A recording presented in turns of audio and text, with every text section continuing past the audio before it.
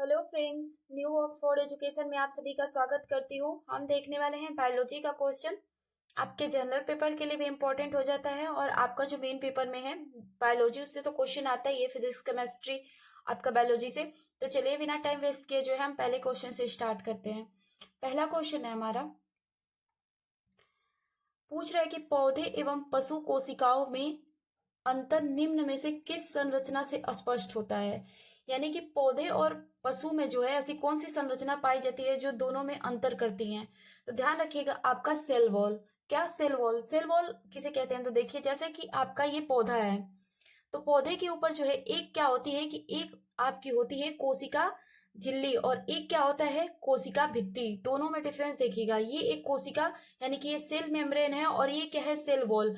तो पौधों के यहाँ पर पौधों के ऊपर जो है पौधों की कोशिकाओं के ऊपर आपकी एक तो सेल मेम्ब्रेन भी पाई जाती है और आपका सेल वॉल भी पाया जाता है। और वहीं पे अगर आपकी जंतु की बात करते हैं तो आपकी कोशिका है तो कोशिका के ऊपर क्या पाई जाती है? तो केवल आपकी पाई जाती है सेल मेम्ब्रेन यानी कि कोशिका झिल्ली। और आपके जो जंतु होते हैं उनके ऊपर जो है आपकी कोशिका भित्ति नहीं पाई जाती है। तो इसीलिए इन दोनों में अंतर हो जाता है।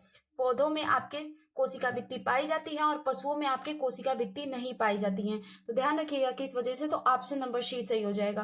क्वेश्चन ऐसे भी बनता है कि कोशिका भित्ति जो है किस पे पाई जाती हैं। तो देखिए आपके एक तो पौधों पे पाई जाती हैं, बैक्टीरिया को ध्यान रखिएगा, फंगी को ध्यान रखिएगा। और ये भी ध्यान रखिएगा कि जो आपके ये जो प्लांट की कोशिका भित्ति जो है वो किससे बनी होती है? तो सेल्यूलोज से बनी होती है। बैक्टीरिया की बात करते हैं तो बैक्टीरिया पे जो है आपका किससे बनी होती है? तो देखिए यहाँ पे ध्यान दीजिए, आपका पेप्टोडोग्लाइकेन यानी कि क्या है, यहाँ पे ध्यान दीजिए,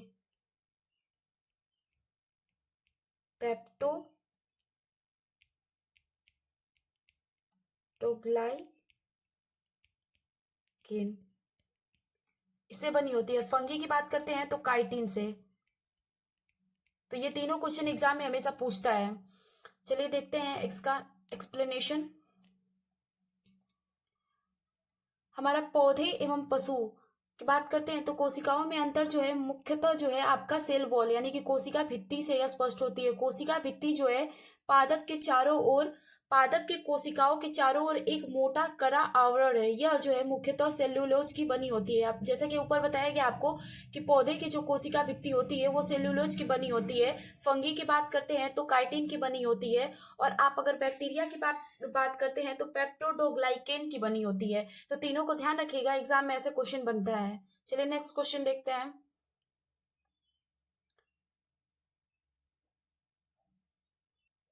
क्वेश्चन है हमारा कि यदि एक आपका जीवाणु कोशिका जो है प्रत्येक 15 मिनट में यहाँ पे 2 भागों में विभक्त होती है। कितना? 15 मिनट में 2 भागों में विभक्त होती है, तब 2 घंटे में कितने जीवाणु जो है निर्मित होंगे। तो क्वेश्चन देखिएगा, आपका 15 मिनट में जो है एक जीवाणु कोशिका 2 भागों में विभक्त होती है। तो पूछ रहा है कि 2 घंटों में कितनी जीवाणु कण जो है निर्मित होंगे। तो देखिए इसे कैसे समझते हैं। आपका 15 मिनट है, कितना? 15 मिनट। तो 15 मिनट में आपका 2 भागों में विभाजित होती है। ओके, 15 मिनट में आपका 2 भागों में विभक्त होती है। ठीक है, इसे ध्यान दीजिएगा। तो कितना बोला है? 2 घंटे। तो 2 घंटे कितना हो जाएगा? 120 मिनट। इसे ध्यान दीजिएगा, कितना होगा? 120 मिनट। यानी कि यदि 15 मिनट में ये 2 भागों में विभाजित होती है तो कैसे लगाएंगे आप? 15 मिनट में 2 भागों में विभाजित होती है तो 30 मिनट में कितनी होगी? ध्यान दीजिए, 30 मिनट में आपकी कितनी होगी? तो 30 मिनट में आप 2 का स्क्वायर करिए तो कितना हो जाएगा? 4। 4 भागों में विभक्त होगी। अब 30 मिनट का 2 गुना करिए तो 60 मिनट में कितनी विभाजित होगी? तो आप फिर 4 का स्क्वायर करिए तो कितना होगा? 16। कितना? 16। ठीक है, क्या होगा? 16। 60 मिनट में कितना बताया आपको? 60 मिनट में जो है आपका 16। फिर आप 60 का 2 गुना करिए, 120 मिनट में पूछा है यानी कि 2 घंटे। फिर आप 16 का स्क्वायर कर दीजिए। ऐसे ही आप बढ़ाते जाएंगे तो कितना हो जाएगा आपका? 256। ठीक है, तो ऑप्शन क्या पूछा है? 2 घंटे में। आपको ऐसे निकालना पड़ेगा, उसको डबल कर रहे हैं फिर उसका स्क्वायर कर रहे हैं तो 2 घंटों में कितना हो जाएगा? तो 256। ऐसे ही इसको निकालेंगे आप। बिल्कुल आपसे एग्जाम में भी ऐसे क्वेश्चन पूछेगा ना जो कि आपका सही से बन पाए। तो चलिए ऑप्शन नंबर डी आपका सही हो जाएगा।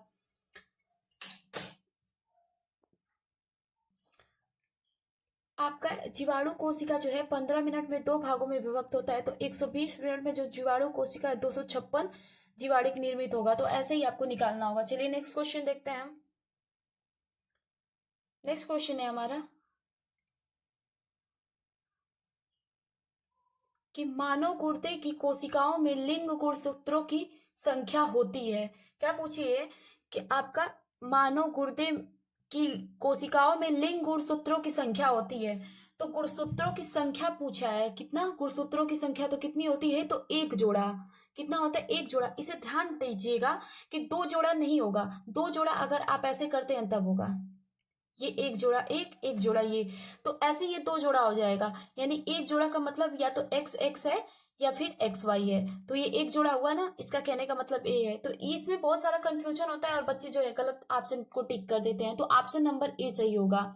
चलिए देखते हैं एक्सप्लेनेशन को। आपका मनुष्यों में लिंग निर्धारण में शामिल होने वाले गुणसूत्र जो है, गुणसूत्र लिंग गुणसूत्र कहलाते हैं। मानवों में आमतौर पर प्रत्येक कोशिका में 23 जोड़ी यानी कि 46 गुणसूत्र होते हैं, जिनमें से 22 जोड़ी गुणसूत्र जो है महिला और पुरुष जो है दोनों में समान होते हैं। यानी कि ये जो है आपका एक्स एक्स जो है वो दोनों में 22 जोड़े समान होते हैं। 23वां जोड़ा जो है अलग हो जाता है। महिलाओं में क्या होता है, एक्स एक्स हो जाता है और पुरुष में क्या हो जाता है, एक्स वाई हो जाता है। तो 22 जोड़े तो बिल्कुल समान होते हैं। 23वां जोड़ा जो है जाके अलग कर देता है, और लड़का होगा कि लड़की ये सब डिसाइड होता है। तो देखिए यहाँ पे इनको जो है लिंग गुणसूत्र कहा जाता है। पुरुषों में एक्स वाई तथा महिलाओं में एक्स एक्स होते हैं। स्पष्ट है कि किसी भी मानव की कोशिका में, उदाहरण गुर्दे की कोशिका, एक जोड़ी यानी कि एक्स वाई अथवा आपका एक्स एक्स गुणसूत्र पाए जाते हैं। तो एक जोड़ी पाए जाते हैं, इसे ध्यान रखिएगा। चलिए नेक्स्ट क्वेश्चन देखते हैं। संख्या 2 होती है, परंतु आपका जो क्या बोलते हैं, जोड़ी की अगर बात करते, जैसे यहाँ पे देखिए कहाँ पे क्वेश्चन क्या है, यहाँ पे समझ लीजिए। यहाँ पे ऑप्शन में सब जोड़ी दिया है, तो अगर आप यहाँ पे जोड़ी है तो इसको जोड़ी पे टिक कर दिए। यदि संख्या दिया है, गुणसूत्रों की संख्या, तो संख्या ही अगर पूछ दे तो यहाँ पे आपको या तो 46 दिया होता है या तो 23। तो आप ये जोड़ी है और ये क्या है, संख्या। तो अगर एक आपका एक जोड़ी ऐसे रहता और यहाँ पे ऑप्शन में 46 रहता तो आप दोनों को टिक करते और ऑप्शन नंबर डी यूज करते। लेकिन अभी सब जोड़ी में दिया है तो आप एक को टिक करेंगे। चलिए नेक्स्ट क्वेश्चन देखते हैं।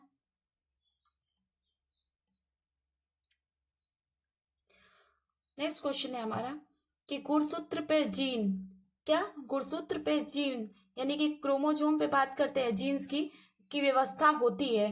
तो गुणसूत्र पे जीन जो है कैसे होते हैं, तो रैखिक व्यवस्था में होती है। तो इसे ध्यान रखिएगा, ये जो है रिपीटेड क्वेश्चन है, हमेशा एग्जाम में यहाँ से क्वेश्चन बनता है। एक्सप्लेनेशन देखते हैं।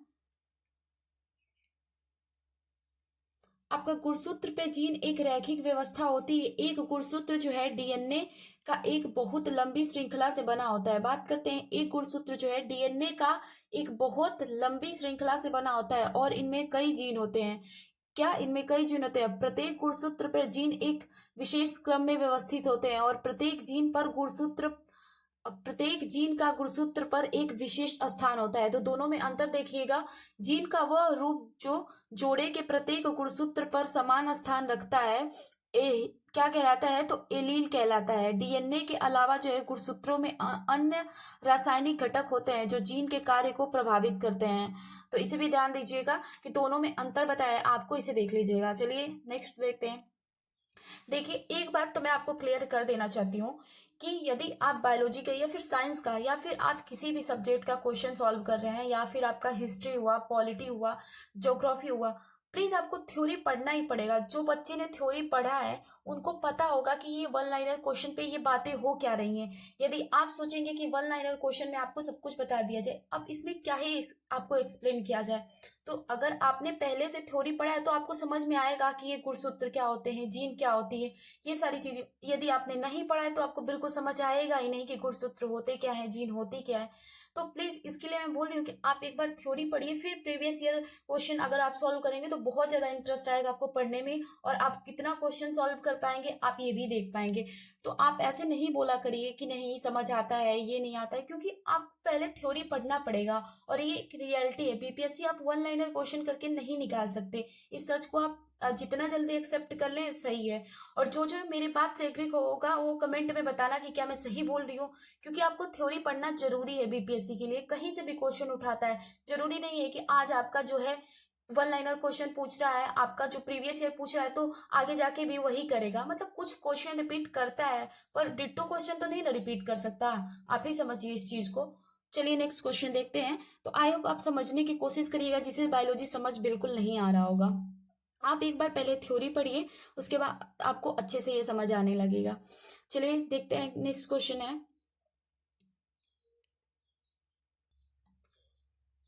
क्वेश्चन है हमारा कि mRNA पद का विस्तारित रूप क्या है जो महामारी की शुरुआत से ही व्यापक रूप से चर्चा में रहा है।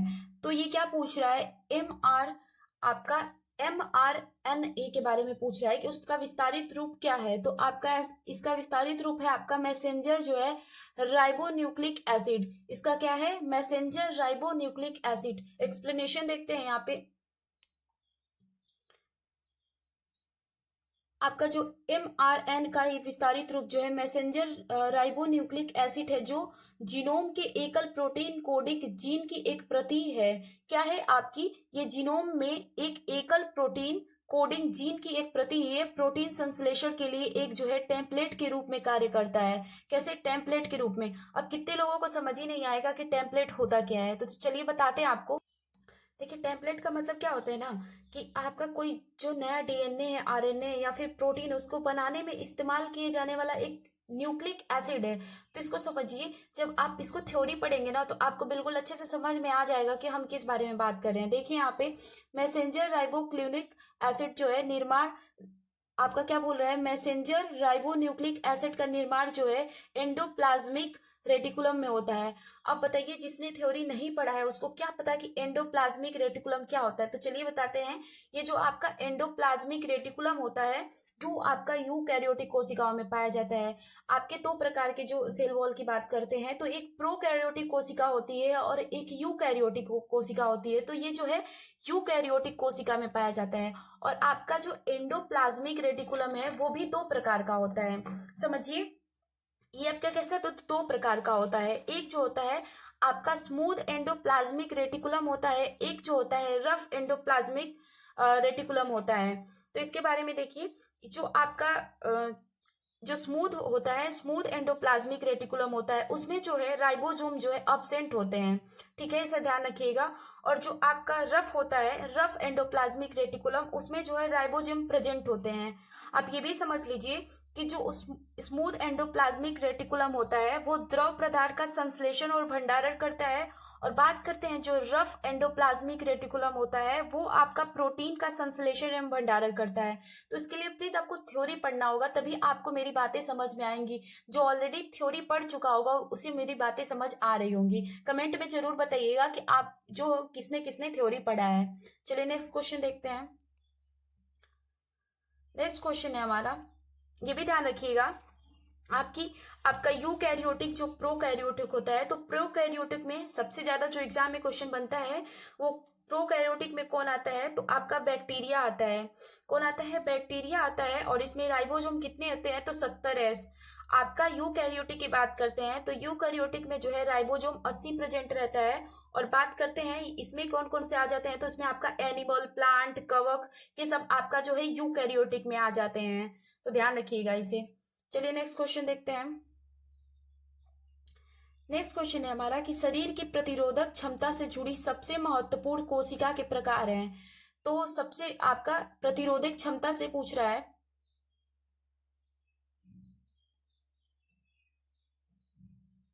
प्रतिरोधक क्षमता के बारे में पूछ रहा है। तो देखिए कि क्या हो जाएगा आपका लिम्फोसाइट। क्या हो जाएगा, तो लिम्फोसाइट। शरीर की प्रतिरोधक क्षमता से जुड़ी सबसे महत्वपूर्ण कोशिका का प्रकार क्या है, तो लिम्फोसाइट है। एक्सप्लेनेशन देखते हैं इसका। लिम्फोसाइट जो है एक प्रकार की श्वेत कोशिकाएं हैं। श्वेत कोशिकाएं हैं जो हमारे शरीर की संक्रमण से लड़ने में मदद करती है। हमारे शरीर में श्वेत रक्त कोशिकाओं के कुल संख्या का लगभग 20 से 40% होती है। जो डब्ल्यूबीसी की बात कर रहा है, तो डब्ल्यूबीसी हमारे शरीर में कितना होता है, तो वो लगभग 1% होता है। इसे ध्यान रखिएगा, डब्ल्यूबीसी की मात्रा हमारे शरीर में कितनी होती है, हमारी बॉडी में, तो 1% होती है। और उसमें बात कर रहा है कि श्वेत रक्त कोशिकाओं की, यानी कि 1% में इसकी कितनी संख्या होती है, आपकी लिम्फोसाइट की बात कर रहा है, तो वो 20 से 40% होती है। जो हमारे परिसंचरण तंत्र तथा केंद्रीय, आपको लिम्फो क्या बोल रहा है कि हमारे परिसंचरण तंत्र तथा केंद्रीय लिम्फोआइट अंगों में पाया जाता है। किसमें? लिम्फोआइट अंगों में पाया जाता है। तो देखिए आपका ये लिम्फोसाइट क्या होता है, इसको भी समझ लीजिए। बात करते हैं तो जो हमारी डब्ल्यूबीसी है, डब्ल्यू आपके बीसी की बात करते हैं, तो ये दो प्रकार में है, दो विभाजित में बटी है। ठीक है, ध्यान दीजिए। एक जो है ये आपका अग्रेन्यूलोसाइट से में बटी है, और दूसरी जो है आपका ग्रेन्यूलोसाइट से बटी है। मतलब दो भागों में बटी है, एक जो है अग्रेन्यूलोसाइड और दूसरा है ग्रेन्यूलोसाइड। तो आपका अग्रेन्यूलोसाइड में भी है, ये दो प्रकार में बटी है, एक मोनोसाइड और एक लिम्फोसाइड। लिम्फोसाइड में एक बी लिम्फोसाइड होता है और एक टी लिम्फोसाइड होता है। बात करते हैं जो टी लिम्फोसाइड होता है, वो एड्स के दौरान जो सबसे ज्यादा प्रभावित होता है वो टी लिम्फोसाइट होता है। तो और बात करते हैं जो लिम्फोसाइट है, वो सबसे छोटी कोशिका होती है हमारे रक्त में। तो ये सब क्वेश्चन एग्जाम में आपका बनता रहता है, तो इसे भी ध्यान दीजिएगा। चलिए देखते हैं नेक्स्ट क्वेश्चन।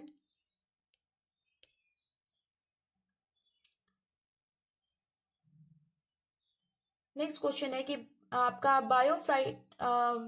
ब्रायोफाइट में जीवाणु मात्र कोशिका होती है। ये पादप वर्ष से आपका आ गया। तो देखिए इसमें कैसी होती है, तो किसके बारे में पूछा है, केवल बीजाणु के बारे में नहीं पूछा है। आपका मातृ कोशिका में तो ये द्विगुणित होती हैं। कैसी होती हैं? द्विगुणित होती हैं। बात करते हैं आपका सबसे ज्यादा एग्जाम में क्वेश्चन कैसे बनता है, किससे बनता है, आपका थैलोफाइटा से बनता है, ब्रायोफाइटा और टेरिडोफाइटा से बनता है। ये भी पूछता है कि पादप वर्ग में जो है, पादप वर्ग में उभयचर किसे कहा जाता है, तो ब्रायोफाइटा को जो है वो पादप वर्ग का जो है उभयचर कहा जाता है। देखिए यहाँ पे क्वेश्चन है आपके कि ब्रायोफाइटा में जीवाणु मात्र जो है कोशिका द्विगुणित होती है, और बीजाणु की बात करते हैं तो अगुणित होती हैं। ब्रायोफाइटा पौधे में एक समूह है जिसमें जो है संवहनीय वाहिकाएं नहीं होती हैं। तो ये भी पूछा जाता है कि किसमें संवहनीय वाहिकाएं जो है सबसे पहली बार पाई गई, तो आपका जो है टेरेडोफाइटा में पाई गई। तो इसे भी ध्यान रखिएगा। ये पौधे जो है, ये वे पौधे हैं जो छायादार और नम, एक मिनट, छायादार और नम क्षेत्रों में उगते हैं। कहाँ पे? छायादार और नम क्षेत्रों में उगते हैं। इनके आकार कैसे होते हैं, तो छोटे होते हैं। ब्रायोफाइटा को 3 भागों में विभाजित किया गया है। तो देख लीजिएगा आप, तो ये पादप वर्ष जो है, आप एक बार इसका थ्योरी पढ़ लीजिएगा, आपको बिल्कुल अच्छे से समझ में आने लगेगा कि मैं किस बारे में, थैलोफाइटा क्या होता है, बायोफाइटा क्या होता है, टेरिडोफाइटा क्या होता है, ये सब आप एक बार थ्योरी पढ़ेंगे तो आपको बिल्कुल अच्छे से समझ आएगा। अगर आपको थ्योरी पढ़ना होगा तो आप बताइएगा, आपको थ्योरी भी बता दिया जाएगा। क्योंकि थ्योरी में आपको पता है कि उसमें टाइम लगता है, आपको एक एक चीज उसमें एक्सप्लेन करना पड़ता है, और ये जो है आपका वन लाइनर क्वेश्चन है। चलिए नेक्स्ट क्वेश्चन देखते हैं। नेक्स्ट है हमारा कि ऊर्जा उत्पादन के लिए कोशिका प्रायः किसका उपयोग करती हैं। कोशिका जो है ऊर्जा उत्पादन के लिए कोशिका जो है किसका उपयोग करती हैं, तो ग्लूकोज का। किसका उपयोग करती हैं, तो ग्लूकोज का उपयोग करती है। चलिए देखते हैं। ऊर्जा उत्पादन के लिए कोशिका प्रायः जो है ग्लूकोज का उपयोग करती हैं। ग्लूकोज जो है कोशिका के लिए ऊर्जा का सबसे सूक्ष्म स्रोत है। ग्लूकोज का रासायनिक सूत्र ये भी एग्जाम में पूछता है आपका, C6H12O6 जो है आपका होता है। यह जल में घुलनशील होता है। इसका स्वाद जो है मीठा होता है। चलिए नेक्स्ट देखते हैं। नेक्स्ट क्वेश्चन देखते हैं हम कि डीएनए का कौन सा भाग जो है प्रोटीन की सूचना देता है। डीएनए का कौन सा भाग जो है प्रोटीन को सूचना देता है, तो जो जीन है वो प्रोटीन को सूचना देता है। जीन क्या होता है यहाँ पे समझते हैं। डीएनए का वह भाग जो प्रोटीन के लिए जानकारी प्रदान करता है वो जीन है। कौन सा? जो डीएनए का वह भाग जो प्रोटीन के लिए जानकारी प्रदान करता है वो जीन है। प्रत्येक जीन जो है प्रत्येक मानव की कोशिका के अंदर पाए जाते हैं। जीन केवल शक्तिशाली माइक्रोस्कोप से देखा जा सकता है। प्रत्येक व्यक्ति में लगभग कितना जीन होता है, तो आपका 20,000 जीन होते हैं। आपका जीन को विभिन्न लक्षणों के लिए कोड किया जाता है, जैसे महिला हो या फिर पुरुष, के लिंग व आंखों का रंग इत्यादि। तो देखिए आपका डीएनए, आरएनए ये सब क्या होता है, जीन क्या होता है, इसके लिए तो आपको पता है कि थ्योरी पढ़ना ही पड़ेगा, वरना आपको नहीं समझ में आएगा।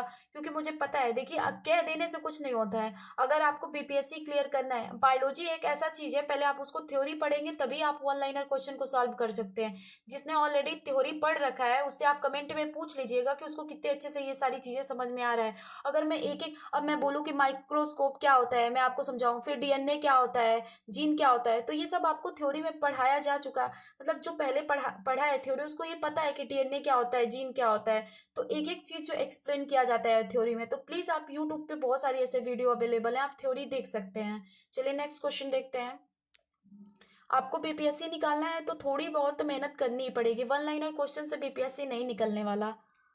चलिए नेक्स्ट क्वेश्चन देखते हैं। मानव शरीर के यकृत और मांसपेशियों में संधारित आपका जो ग्लाइकोजन का रूप होता है, तो कौन सा होता है ग्लाइकोजन का रूप? तो आपका पॉलीसेकेराइड होता है। कैसा होता है? पॉलीसेकेराइड। अब पॉलीसेकेराइड क्या होता है, इसको एक्सप्लेनेशन में देखते हैं। एक्सप्लेनेशन इसका देखिए, ग्लाइकोजन जो है एक पॉलीसेकेराइड यानी कि बहुल शर्करा है, जो ग्लूकोज के कई अणुओं के साथ जो ग्लूकोज के कई अणुओं के आपस में जुड़ने से बनता है। ये जो है जानवरों, कवक, बैक्टीरिया, भंडारण ऊर्जा, यानी कि आपका जानवर हुए, कवक हुए, बैक्टीरिया में जो भंडारित ऊर्जा होती है, जिसे संचित ऊर्जा कहते हैं, कि रूप में प्रयोग होता है। कौन सा? पॉलीसेकेराइड के बारे में बात कर रहा है। और ये कैसे बनता है? तो ग्लूकोज के कई अणु जो आपस में मिलते हैं तो पॉलीसेकेराइड यानी कि बहुल शर्करा मिलता है, बनता है। तो ऐसे ऐसे क्वेश्चन आपसे बीपीएससी में बिल्कुल नॉर्मल पूछता है। तो अगर आपने थोड़ी सी भी थ्योरी पढ़ी है ना, तो आप इस चीज को समझ जाएंगे, वरना आप क्वेश्चन सॉल्व नहीं कर सकते साइंस का। चलिए नेक्स्ट क्वेश्चन देखते हैं।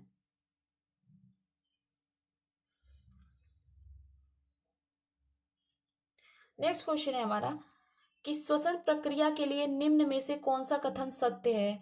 श्वसन प्रक्रिया के तो ऊर्जा स्रावित होती है तथा एडीपी के रूप में भंडारित होती है। एटीपी के रूप में होती है, ना कि एडीपी के रूप में। बात करते हैं तो ऊर्जा कभी स्रावित नहीं होती, ये भी बिल्कुल गलत है।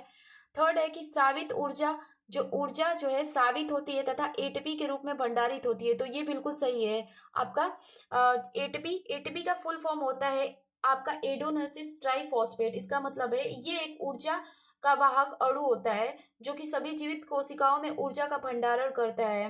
बात करते हैं तो ये जो है इसे विभिन्न प्रक्रियाओं में भी इस्तेमाल करता है, और इसे कोशिका को क्या बोला जाता है? तो ऊर्जा मुद्रा भी, ऊर्जा ग्रह भी कहा जाता है। तो इस एग्जाम में क्वेश्चन यहाँ से डायरेक्ट बनता है।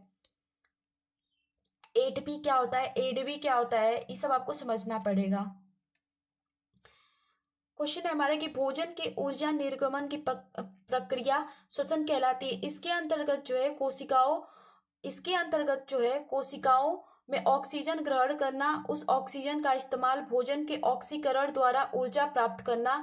ऑक्सीकरण क्या कहलाता है, आप इसे समझिएगा। ऑक्सीजन का इस्तेमाल भोजन के ऑक्सीकरण द्वारा ऊर्जा करना, और फिर शरीर के अपशिष्ट पदार्थ कार्बन डाइऑक्साइड और पानी को बाहर निकालना शामिल है।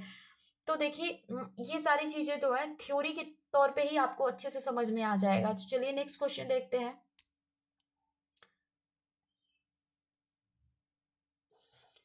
क्वेश्चन है हमारा कि वह एंजाइम जो हमारे मुंह में भोजन के साथ मिलता है, तो बात करते हैं कौन सा एंजाइम है। तो आपका एमाइलेज जो है आपका मुंह में बनने वाला ये एंजाइम है जो भोजन के साथ मिलता है। तो देखते हैं यहाँ पे एक्सप्लेनेशन, देखिए इसका। एमाइलेज जो है पहला एंजाइम है जो हमारे मुंह में भोजन के साथ मिश्रित होता है। यह एक लार युक्त एंजाइम है। मुंह में लार ग्रंथियां जो है एमाइलेज एंजाइम को स्रावित करती हैं। कौन सी? आपकी जो लार ग्रंथियां होती है वो मुंह में आपका एमाइलेज एंजाइम को स्रावित करती है। यह जो है भोजन में मौजूद स्टार्च को पचाता है। स्टार्च जो है कार्बोहाइड्रेट का पाचन मुख से शुरू होता है। एमाइलेज भोजन के साथ क्रिया करने वाला पहला एंजाइम है। तो आपका जो है कहाँ पे कौन सा एंजाइम बनता है, यहाँ से भी क्वेश्चन पूछता है। स्टार्च, कार्बोहाइड्रेट, वसा, यहाँ से भी क्वेश्चन बनता है। ये सब क्वेश्चन बीपीएससी उठाता है हमेशा। देखिए यहाँ पे नेक्स्ट क्वेश्चन है हमारा।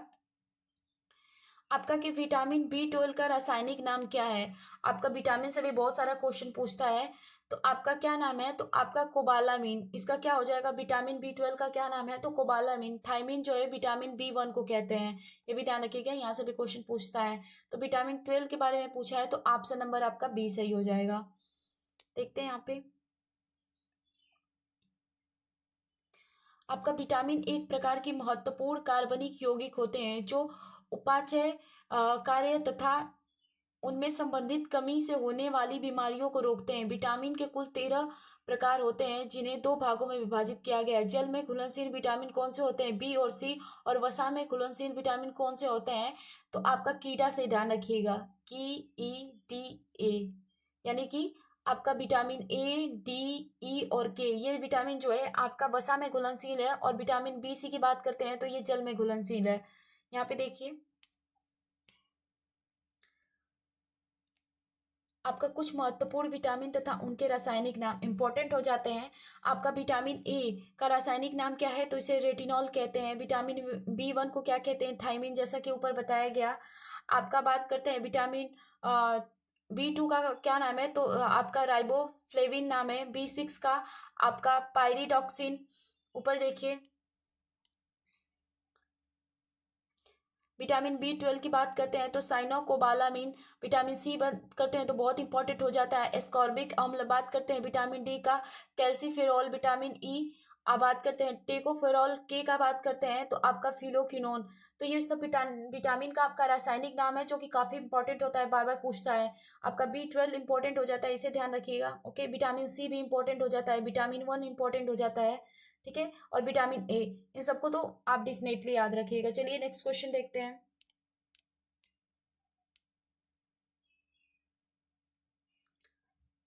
नेक्स्ट क्वेश्चन है हमारा कि अनुवांशिकता शब्द जो है मुख्य रूप से किसे संदर्भित करता है? क्या हेरिडिटी की बात कर रहा है? तो हेरिडिटी जो है मुख्य रूप से जो है अनुवांशिकता जो है आपका हेरिडिटी की बात कर रहा है, तो मुख्य रूप से किसे संदर्भित करता है? तो जो है आपका जेनेटिक्स, यानी कि अनुवांशिक को संदर्भित करता है। एक्सप्लेनेशन देखते हैं। आपका अनुवांशिकता शब्द जो है मुख्य रूप से अनुवांशिकी को संदर्भित करता है। ऐसे लक्षण जो पीढ़ी दर पीढ़ी संचालित आपका संचरित होते हैं अनुवांशिक लक्षण कहलाते हैं। क्या? जो आपका पीढ़ी दर पीढ़ी जो है संचरित होते हैं वो क्या कहलाते हैं? तो अनुवांशिक लक्षण कहलाते हैं। अनुवांशिकता के बारे में सर्वप्रथम जानकारी ग्रेगर जॉन मेंडल ने दी थी, जिस कारण उन्हें जो है अनुवांशिकता का पिता कहा जाता है। तो एग्जाम में, हर एग्जाम में, बहुत सीटेट में भी आपका ये क्वेश्चन आता है कि जो है अनुवांशिकता का पिता किसे कहा जाता है? तो इनको ध्यान रखिएगा, ग्रेगर जॉन मेंडल जी को कहा जाता है। अपने प्रयोग हेतु इन्होंने मटर के पौधे का चयन किया था। तो ये भी सीटेट में ऐसे क्वेश्चन पूछता है कि किस पौधे का इन्होंने प्रयोग किया था। चलिए नेक्स्ट क्वेश्चन देखते हैं।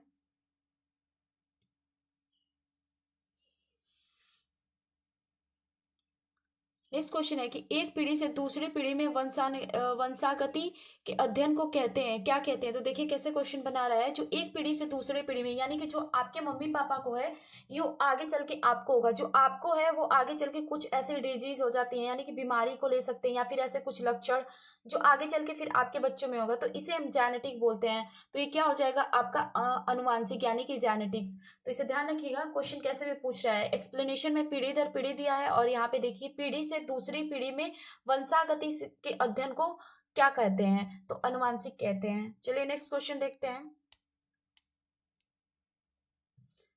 वही है आपका जो एक्सप्लेनेशन था।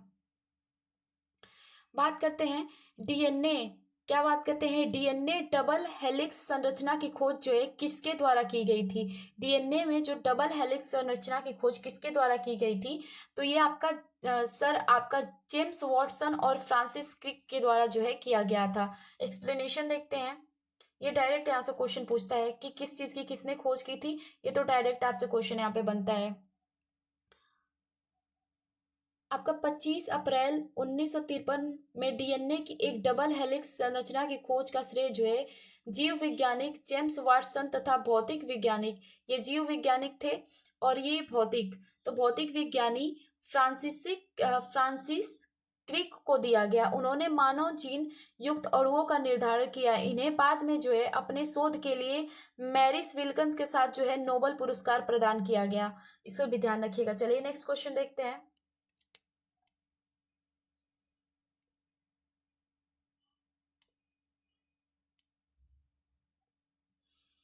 नेक्स्ट क्वेश्चन है हमारा कि किस गुणसूत्र पे जो है जीनों की अपेक्षित स्थिति ज्ञात करने की प्रक्रिया क्या कहलाती है। तो जीनों की जो है आपकी अपेक्षित स्थिति को ज्ञात करना क्या कहलाता है। तो आपका सिंपल सा है, थोड़ा सा लॉजिक लगाया है तो आपका क्या कहलाता है, तो जीन मानचित्रण कहलाता है। क्या जीन मानचित्रण कहलाता है। एक्सप्लेनेशन को देखते हैं। किसी गुणसूत्र पे जीनों की अपेक्षित स्थिति ज्ञात करने की प्रक्रिया जो है जीन मानचित्रण कहलाती है। इस विधि की सहायता से लक्षणों के लिए उत्तरदायी जीनों को ढूंढा जाता है जिससे उन्हें जेनेटिक इंजीनियरिंग के कार्यों में प्रयुक्त किया जाता है। तो आपका क्या कहलाता है, तो सिंपल सा ध्यान रखिएगा, जीन मानचित्रण कहलाता है। और एक्सप्लेनेशन में सबसे ज्यादा इंपॉर्टेंट है आपका ये वाली चीज कि क्या कहलाता है। एग्जाम में रिपीट कर सकता है क्वेश्चन। चलिए नेक्स्ट क्वेश्चन देखते हैं। देखिए आपका जेनेटिक से कितना क्वेश्चन बना है। माता पिता से आपका संतति के लक्षणों में पहुंचने की प्रक्रिया, यानी कि माता पिता से संतानों में जो लक्षण पहुंचते हैं उसकी प्रक्रिया को क्या कहते हैं। तो अनुवांशिक कहते हैं। क्या कहते हैं, जेनेटिक कहते हैं। जैसे कि आपको पीछे अभी 2 क्वेश्चन दिया था, बताया गया है। तो देखिए यहाँ पे माता पिता एवं उनके संतान में लक्षणों के पहुंचने की प्रक्रिया को जो है वो क्या कहते हैं, अनुवांशिकता कहलाता है, यानी कि हेरिडिटी कहलाता है। देखिए यहाँ पे वे लक्षण जो जीवधारियों में पीढ़ी दर पीढ़ी संचारित होते हैं अनुवांशिक लक्षण कहलाते हैं। बात करते हैं तथा इससे संबंधित विधियों और कारणों के अध्ययन को जो है अनुवांशिक कहते हैं, यानी कि जेनेटिक्स कहते हैं। अनुवांशिकता के बारे में पहली जानकारी किसने दिया था, तो ग्रेगर जॉन मेंडल ने दिया था, जिन्हें अनुवांशिक का पिता कहा जाता है। अनुवांशिकी का पिता कहा जाता है, यानी कि किसका, आपका जेनेटिक का पिता किसे कहा जाता है, तो आपका ग्रेगर जॉन मेंडल्स जी को कहा जाता है। और जो एक संतान से दूसरे संतान में मतलब माता पिता जो संतान में लक्षण पहुंचते हैं उन्हें हम क्या कहते हैं, तो अनुवांशिकता कहते हैं, जिसे इंग्लिश में क्या बोलते हैं, हेरिडिटी बोलते हैं। मैंने यहाँ पे क्या बोला, देखिए यहाँ पे अनुवांशिकता दिया है, मैंने जेनेटिक बोला था, तो इसे ध्यान रखिएगा, हेरिडिटी कहते हैं, निकल गया होगा ऐसे। चलिए नेक्स्ट क्वेश्चन देखते हैं। ये दोनों में अंतर है, यहाँ पे ता लगा है, ठीक है, और यहाँ पे की लगी है, तो इसमें कंफ्यूजन हो जाता है, जैसे मुझे हो गया, ठीक है। अनुवांशिक जेनेटिक कहलाता है, अनुवांशिकता जैसे हेरिडिटी, और है दो, इसके अध्ययन को हम जेनेटिक कहते हैं, और बात करते हैं प्रक्रिया को क्या बोलते हैं, तो अनुवांशिकता। तो ये सीटेट में भी बहुत ज्यादा क्वेश्चन बनता है आपका साइंस से। नेक्स्ट क्वेश्चन है हमारा कि संघ जो है आपका इकाई इकाई नेडमेटा के लिए क्या सत्य है। संघ आपका इकाई नेडमेटा जो है, ये जो है इसके उदाहरण में आप देखेंगे तो जैसे समुद्री तारे, समुद्री आर्चिन जो होते हैं उनके बारे में ये बात कर रहा है। तो क्या है, ये त्रिस्तरीय है और इनमें जो है इनमें सीलोमिक गुहा होती है, देह गुहा जिसे कहते हैं। तो ये बिल्कुल सही है। सीलोमिक का मतलब देह गुहा का मतलब ये होता है कि जो शरीर होता है उसके शरीर के अंदर जो है खोखले स्थानों को हम क्या बोलते हैं, तो सीलोमिक बोलते हैं, ऐसा समझिएगा। नेक्स्ट देखते हैं। नेक्स्ट है हमारा, तो ये बिल्कुल सही है, ये बिल्कुल सही है। सेकेंड देखते हैं। तो सेकेंड क्या है हमारा कि इनमें विशिष्ट जल संवाहक नाल होता है, तो ये भी बिल्कुल सही है, ये भी सही है। और थर्ड क्या है आपका कि यह विशेष रूप से जो है मुक्त जीवी समुद्री जंतु हैं, तो ये भी बिल्कुल सही है। तो ऑप्शन नंबर आपका डी सही हो जाएगा। क्या हो जाएगा आपका, ऑप्शन नंबर डी सही हो जाएगा। देखते हैं एक्सप्लेनेशन को।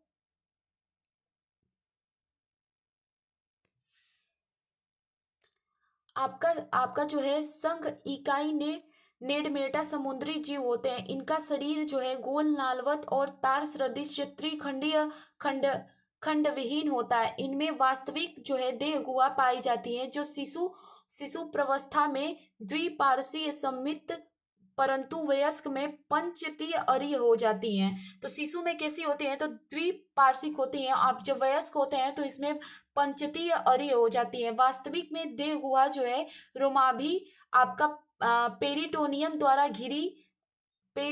द्वारा घिरी तथा अनेक नलिकाओं एवं पात्रों में बंटी, जिसमें से तीन विशिष्ट तंत्र बनते हैं, आपका जल संवहनी, हीलम और पेरीहीलम। तो इसको ध्यान रखिएगा। चलिए नेक्स्ट क्वेश्चन देखते हैं। स्टेटमेंट के तौर पे क्वेश्चन कैसे बन रहा है आपका, पीआरटी में ये क्वेश्चन पूछा है, तो काफी लेंथी क्वेश्चन था। चलिए नेक्स्ट क्वेश्चन देखते हैं।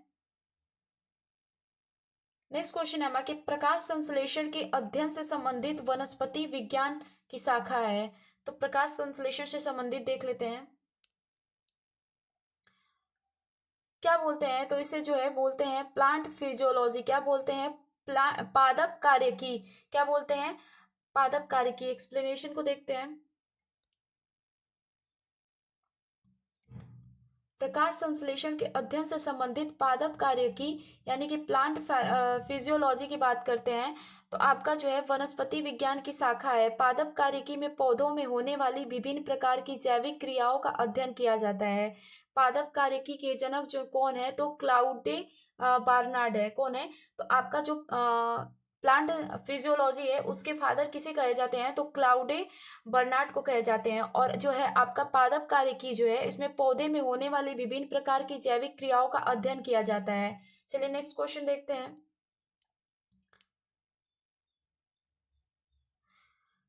नेक्स्ट क्वेश्चन है हमारा कि मृत जीवों के अपघटक हैं। मृत जीवों के अपघटक है तो कौन कौन से हैं? तो आपका वायरस भी हो जाएगा, जीवाणु भी हो जाएगा और कवक फंगी भी हो जाएगा। तो देखते हैं यहाँ पे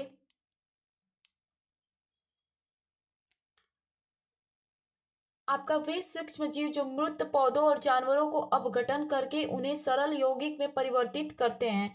यानी कि जब कोई जानवर मर जाते हैं तो उन पे जो है फंगी वगैरह लगते हैं, उनको वो खाते हैं। तो उनकी ये बात कर रहा है कि जब सूक्ष्म जीव जो है मृत पौधों और जानवरों पे अपघटन करके उन्हें सरल यौगिक में परिवर्तित करते हैं। अपघटक जो है डीकम्पोजर की बात कर रहे हैं तो कहलाते हैं विषाणु, जीवाणु, कवक और प्रोटोजोआ। अगर ऑप्शन में प्रोटोजोआ भी रहता है तो अपघटक के उदाहरण है, यानी कि डीकम्पोजर्स के उदाहरण है। ऑप्शन नंबर डी सही होगा। चलिए नेक्स्ट क्वेश्चन देखते हैं। नेक्स्ट क्वेश्चन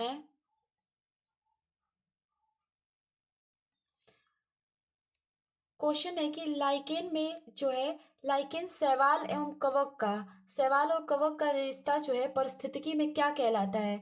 तो क्या कहलाता है? तो आपका जो है सहभोजिता कहलाता है। क्या कहलाता है? तो सहभोजिता। आपका क्या कहलाता है? तो आपका जो है कमेंसिलिज्म कहलाता है। तो ये एग्जाम में हमेशा क्वेश्चन पूछता है। तो देखिए एक्सप्लेनेशन इसका। लाइकेंस की बात करते हैं तो शैवाल एवं कवक के बीच जो है पारिस्थितिकी सहभोजिता कहलाती है। शैवाल जो है उन कवकों को खाते हैं, देखिए यहाँ पे ध्यान दीजिए, जो शैवाल होते हैं उन कवकों को खाते हैं जिसमें क्लोरोफिल वर्णक नहीं होते हैं। और कवक जो क्या करते हैं? शैवाल जो है कवकों को खाते हैं जिसमें क्लोरोफिल वर्णक नहीं होते हैं। और बात करते हैं कवक शैवाल को सुरक्षा प्रदान करके तथा जल अवशोषण में सहायता करके उनकी सहायता करते हैं। तो दोनों क्या है? एक दूसरे के सहभोजिता हैं। चलिए नेक्स्ट क्वेश्चन देखते हैं। नेक्स्ट क्वेश्चन है अलैंगिक जनन आपका मुकुलन द्वारा होता है। किसके द्वारा होता है? आपका बर्डिंग की बात कर रहा है, बर्डिंग द्वारा होता है। तो किसके द्वारा? तो ईस्ट, जिसे खमीर कहते हैं, एक प्रकार का क्या है? कवक है। देखिए यहाँ पे ऑप्शन नंबर एक सही हो जाएगा। एक्सप्लेनेशन देखते हैं।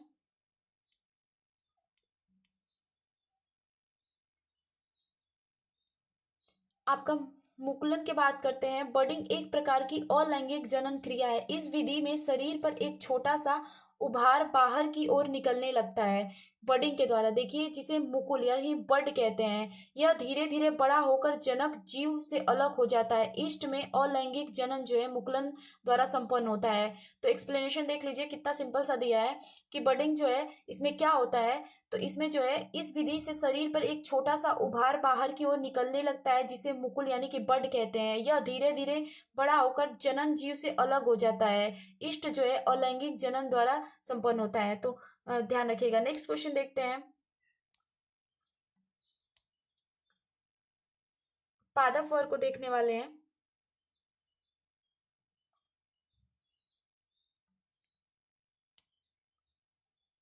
क्वेश्चन है आपका कि कौन से लक्षण किसी पादप को जो है जलोदविद बनाते हैं।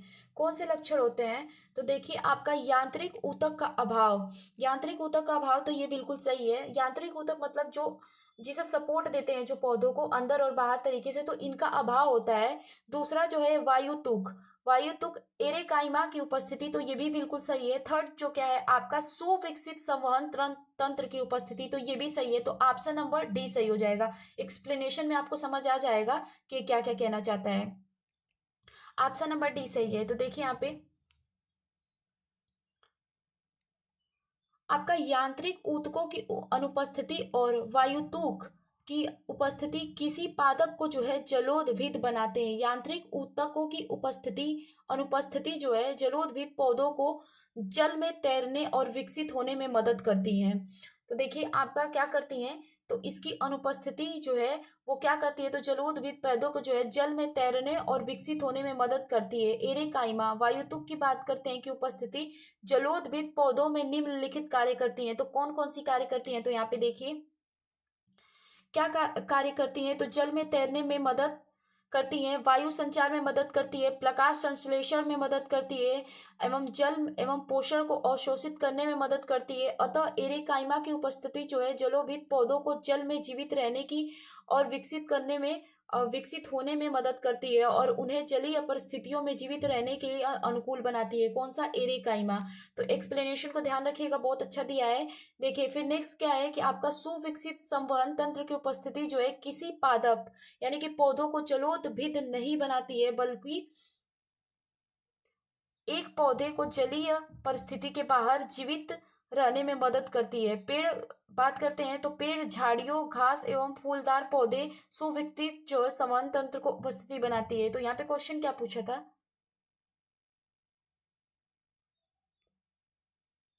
तो यहाँ पे पूछा है ना कि सुविकसित, एक मिनट, यहाँ पे सुविकसित संवहन तंत्र की उपस्थिति, तो ये गलत हो जाएगा। ऑप्शन नंबर डी क्यों होगा, क्योंकि आपका पहला सही है, आपका पहला सही है और दूसरा सही है। ऑप्शन नंबर सी आपका गलत होगा। देखिए यहाँ पे एक्सप्लेनेशन में दिया है जो आपकी सुविकसित संवहन तंत्र की उपस्थिति किसी भी पादप को जो है पौधों को जलोभित नहीं बनाती है, बल्कि एक पौधों को जलीय परिस्थिति से बाहर जीवित रहने में मदद करती है।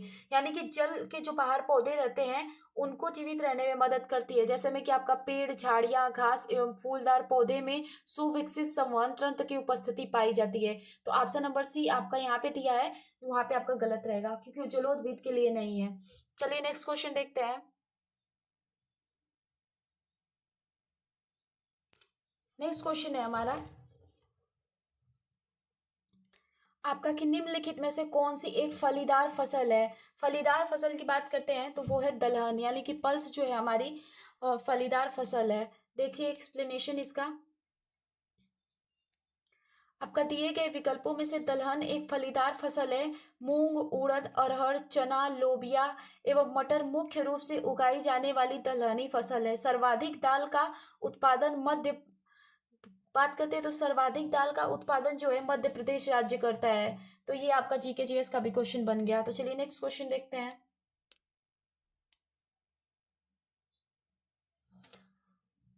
नेक्स्ट क्वेश्चन जो है हम कल वाली लेक्चर में देखेंगे, तो आपको बताइएगा क्लास कैसी लगी और आप एक बार थ्योरी पढ़ने की कोशिश करिएगा क्योंकि थ्योरी बहुत ही इंपॉर्टेंट हो जाता है। आप थ्योरी पढ़ेंगे तो आपको ये क्या पढ़ाया जा रहा है बिल्कुल अच्छे से समझ में आएगा। तो एक बार आप थ्योरी जरूर पढ़िएगा बीपीएससी एग्जाम से पहले, फिर आप प्रीवियस ईयर क्वेश्चन को या फिर आप टेस्ट भी देते हैं तो उसमें आपका अच्छा नंबर आएगा। तो चलिए आप कमेंट में बताइएगा कि विटामिन ए का रासायनिक नाम क्या है, विटामिन सी का रासायनिक नाम क्या है, विटामिन B12 का रासायनिक नाम क्या है और विटामिन B1 का रासायनिक नाम क्या है। ये चारों विटामिन का जो है आप ऑप्शन में लिख दीजिएगा, कमेंट बॉक्स में लिख दीजिएगा कि इसका आंसर क्या होगा। और ये भी बताइएगा आपकी कौन से विटामिन जो है जल में घुलनशील है और कौन से विटामिन वसा में। चलिए मिलते हैं नेक्स्ट क्लास में, सभी लोग अपना ध्यान रखिएगा। Thank you so much.